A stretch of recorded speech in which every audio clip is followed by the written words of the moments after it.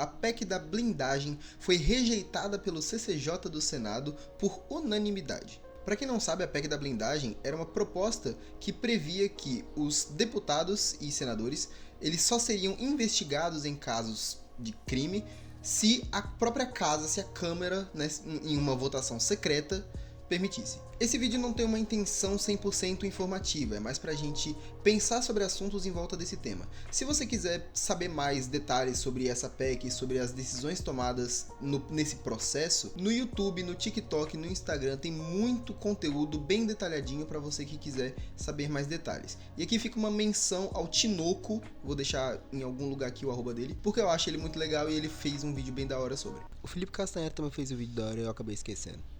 Mas o que eu queria falar com vocês tem a ver com uma pergunta que surgiu enquanto eu estava conversando com um amigo meu sobre o assunto. Inclusive esse amigo meu ele faz uns beats bem da hora, segue ele lá no Instagram. Por que os políticos querem ser intocáveis? Oi, eu sou o Tio Thales, eu sou entusiasta de filosofia e de assuntos interessantes e essa é a Brisa de Café. Eu moro sozinho e tenho contas a pagar, então se você quiser me apoiar e deixar uma mensagem ou pergunta, o QR Code tá aqui. Para responder essa pergunta, eu queria passar por uma sequência de temas. Eu não tenho uma linha de pensamento extremamente roteirizada, mas me segue que a brisa vai ser interessante. Eu moro em uma cidade pequena, de 40, 50 mil habitantes. E assim como toda cidade pequena, a gente tem uma disputa bem comum de dois lados políticos. Quando não é o time de fulano que tá no poder, é o time de cicrano que tá no poder. E não é uma disputa entre direita e esquerda, é mais uma disputa entre fãs. Da mesma forma que existe um certo fanatismo entre Bolsonaro e Lula. Não é uma disputa política entre direita e esquerda, sobre quem tem as melhores decisões para o povo brasileiro. É uma disputa do ídolo de quem que vai ganhar. Pessoas fazem apostas pelas eleições, pessoas perdem amizades, perdem familiares, né, rompem laços por conta de fulano e ciclano que vai votar em sei lá quem. Sempre que eu penso nisso, eu penso no porquê que isso acontece. Por que as pessoas votam de forma fanática, né, escolhem seus políticos de forma fanática. Pegando o exemplo de Lula e Bolsonaro, a gente pode ver que Lula, ele tem uma carreira política que ajuda o povo trabalhador. Apesar de algumas decisões dele serem bem questionáveis, a gente tem um histórico dele dando oportunidade para os mais pobres entrarem na faculdade, oportunidade para os mais pobres terem o que comer, principalmente. Ele tirou o Brasil do mapa da fome 2 vezes. Então a gente pode dizer que as pessoas mais carentes, eu nem sei se eu posso usar essa palavra, vão votar nele porque o Lula, né, porque ele ajudou essas pessoas. Ainda assim, o Lula ele é bem conciliador de classe, ele tenta unir os pobres aos ricos. E como uma pessoa que tem uma certa consciência de classe, isso não tá muito pra acontecer. Por outro lado, a gente tem o Bolsonaro. O Bolsonaro que é uma figura característica demais. A gente sabe das posições homofóbicas, às vezes racistas, misóginas dele. A gente sabe que ele é bem cristão e bem conservador, o que atrai a atenção de muitos cristãos conservadores. E a gente sabe que a gente vive em um país de maioria cristã. No discurso do Bolsonaro, e no mais só no discurso, ele diz que ele vai tentar reerguer o Brasil, melhorar o Brasil, isso aqui, isso ali. As decisões dele não condizeram, eu não sei como conjugar essa palavra, com o que ele fez. E ainda assim, ele tem apoiadores por conta da personalidade dele. Tanto o Lula quanto o Bolsonaro têm fãs por motivos diferentes, mas tem fãs. Política de cidade pequena não é diferente. A gente tem um lado que fez algumas coisas que agradaram o povo e a partir daí o povo quis dar voto a essa pessoa, seja pelo discurso, seja pelas ações. E tem aquele lado que atrai votos pela personalidade, pelo carisma ou por, às vezes, compra de voto. Se você tem um pouco de sensatez em uma situação como essa, você percebe que tem um lado um pouco mais certo do que o outro. Mas ainda assim, esse fanatismo borra a visão do que realmente importa. Ah, Thales, e o que realmente importa? O bem-estar do povo brasileiro e a soberania nacional. Mas tanto na cidade pequena quanto na política federal, na política nacional, né, do país, a gente tem esses discursos que falam da melhora da qualidade de vida, da, talvez, não da industrialização do Brasil, mas de uma melhora na economia brasileira, coisa e tal. Cada lado defende pontos diferentes sobre como a economia brasileira vai melhorar e sobre como a vida do povo vai melhorar. Só que tem um detalhe muito importante, e esse detalhe é a lógica de como as coisas funcionam. Eu não preciso de muitos dados para saber do que eu vou falar aqui agora, que é, boa parte dos eleitores não sabe a lógica de como as coisas funcionam, ou sabem e vivem por certas ilusões.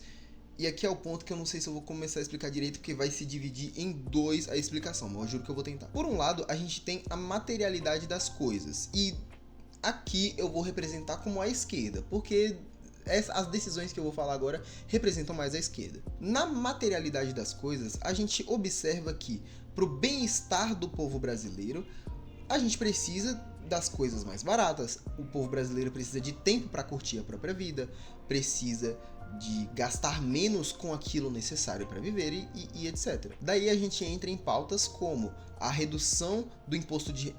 a isenção do imposto de renda para quem ganha até 5 mil reais. A gente tem a redução e a exclusão, né, o banimento da escala 6x1, entre outras pautas que tratam da redução de preço disso e preço daquilo, ou em pautas sobre benefícios para as classes mais baixas. Por outro lado, a gente tem o lado da esperança, que eu particularmente chamo de parte da ilusão, que sim eu vou representar pela direita. Na parte da esperança ou na parte da ilusão, a gente tem as decisões que são tomadas baseadas em um futuro que talvez não exista. E isso eu falo baseado naquele discurso de que quanto mais empresas e quanto mais empresários o Brasil tiver, melhor será a vida do povo brasileiro. E aqui fica uma observação que esse discurso tem de certa forma uma lógica religiosa que coloca o bem-estar para o além, como os religiosos e, assim, principalmente os cristãos, colocam que a vida, ela é melhor no paraíso, né, que tem o pós-vida, a vida é melhor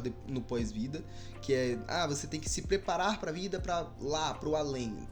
Enfim, um dia eu faço um vídeo só sobre isso. Decisões como o aumento de empresas e empresários, decisões como investimentos em setores econômicos de exportação, são decisões que prezam quase que estritamente pela economia.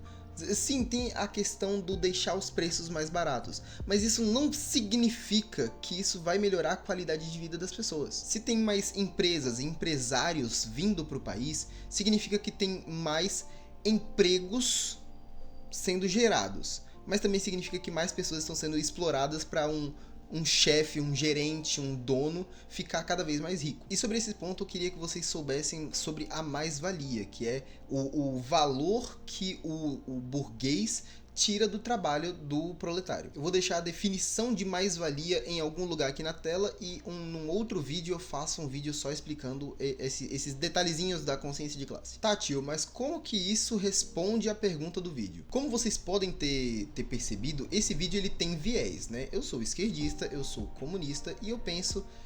eu vejo o mundo através dos olhos da consciência de classe. Os políticos querem ser intocáveis por conta da permanência no poder e da manutenção do sistema capitalista, da lógica capitalista de produção. Durante todo o debate sobre a PEC da blindagem, a gente viu aqueles que defenderam a PEC da blindagem. E muitos deles, eles têm... como é que eu vou dizer? Eles têm alguma acusação criminal ou eles defendem os interesses da burguesia. E os interesses da burguesia muitas vezes envolvem corrupção. Teve um deputado, ou era senador, eu não lembro exatamente, que fez um discurso um tanto acalorado sobre quem não deve, não teme, né? Falando sobre a PEC da blindagem. E isso é uma verdade. Se você é um político honesto, se você trabalha pelo povo brasileiro, seguindo as leis tudo certinho, você não tem por que se blindar por nada. Alguns defensores da PEC da blindagem falaram sobre a ditadura do STF, né? Sobre o autoritarismo deles, ou uma coisa assim. Primeiro que se a gente estivesse numa ditadura, segundo que os juízes do STF estão lá para servir o povo brasileiro. E assim como a gente viu nos movimentos do último domingo, se o povo brasileiro for às ruas, o bagulho fica louco. Foi graças a isso que a PEC da blindagem foi rejeitada. Mas aqui eu não vou passar pano não, porque também tiveram alguns deputados do PT, né, que supostamente seria esquerda, que votaram a favor da PEC da blindagem. E o que eu falei se mantém.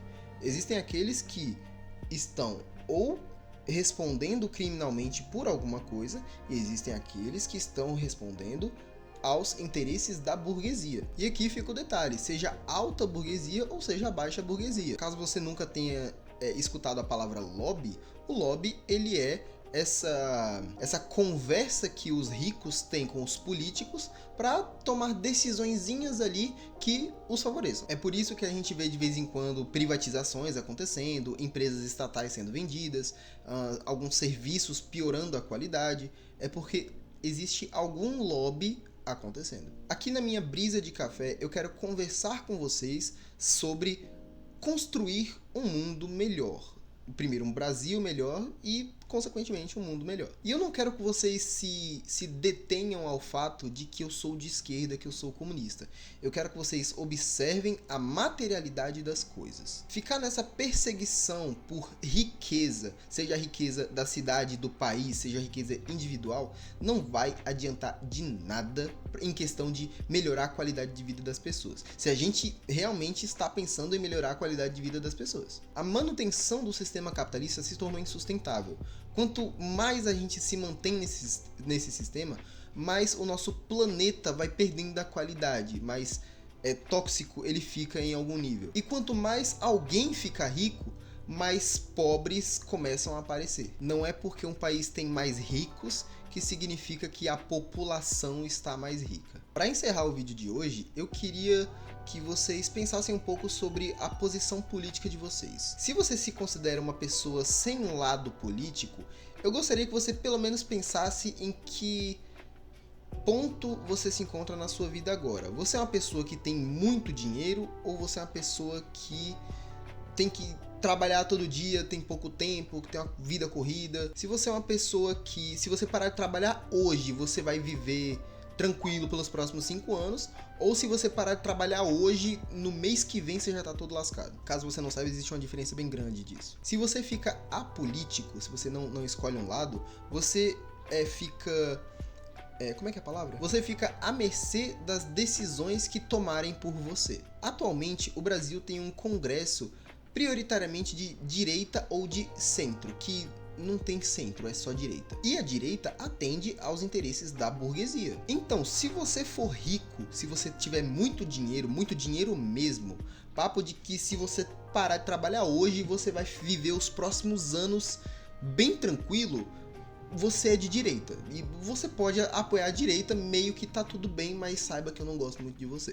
Mas se você é a pessoa que trabalha numa 5x2 ou 6x1, que precisa trabalhando, certeza trabalhando, que se você parar de trabalhar hoje, amanhã você já não tem o que comer direito, vem pro lado esquerdo da força, porque a gente tá querendo um mundo mais igual para todo mundo, onde não tem essas pessoas com grana demais e também não exista essas pessoas que não tem nada. A gente quer não nivelar completamente as coisas, mas quer que todo mundo tenha uma vida digna. Depois eu acho que eu falo melhor sobre esse negócio de direita e esquerda, sobre comunistas e capitalistas, talvez.